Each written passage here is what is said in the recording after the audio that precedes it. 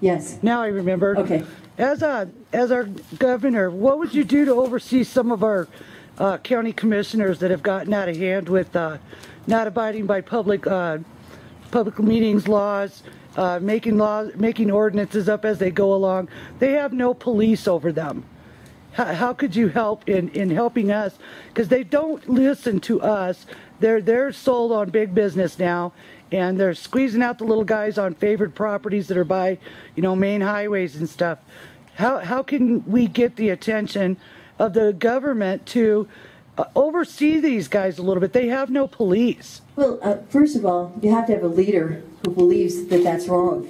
Okay, you have a leader who actually practices in the ways that you want them to emulate, right? Correct. So we have to do that in Cheyenne. We have to do that in the governor's office. So you'll see that there.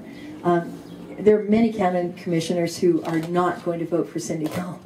Let me give you an example. How many of you are familiar with the Business Council? Because you're talking about property and you're talking, okay. So there's it's a committee, a commission, it's called the Wyoming Business Council, and gives away millions and millions of dollars every year. Yep.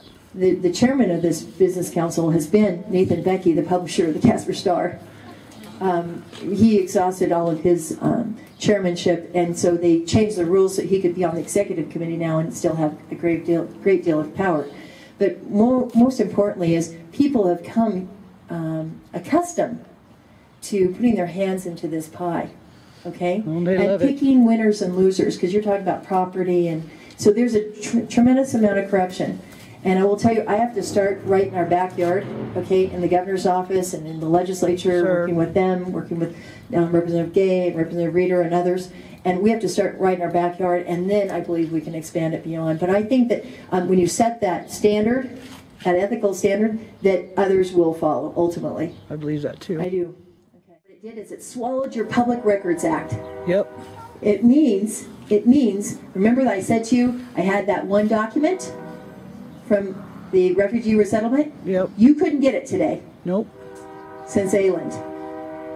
And as your governor, I'll make certain that I have an executive order that they wrote about it today at Jackson. I have an executive order that will undo that. Good. It will make certain that our departments, our state government, does not keep you from your documents. You pay for them. They're yours. And you should have access to them. If the current governor is reelected, the cronyism, the corruption, your government will continue to be in the hands of the few. Yep. It's not yours. Tom, am I wrong? Well, I'd like to just follow up on what you're saying. You've done a great job, but I'm just afraid that, you know, you mentioned a minute ago about federalizing education, and I know I was asked this question earlier here tonight, and really, what is the bottom line in federalizing education? And it's being able to give something up to get federal dollars.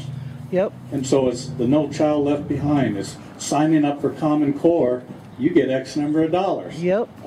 This longitudinal data system that Cindy was talking about, you know, if you sign up to that, we'll give you the money to put this fiber optics all the way through Wyoming so we can collect all this data. Yep. So those are the things that we're looking at.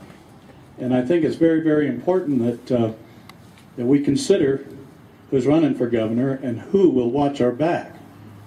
And I think Judy mentioned a point earlier about commissioners.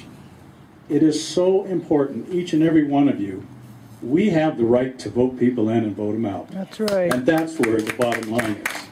So, thank you. Thank you, Tom.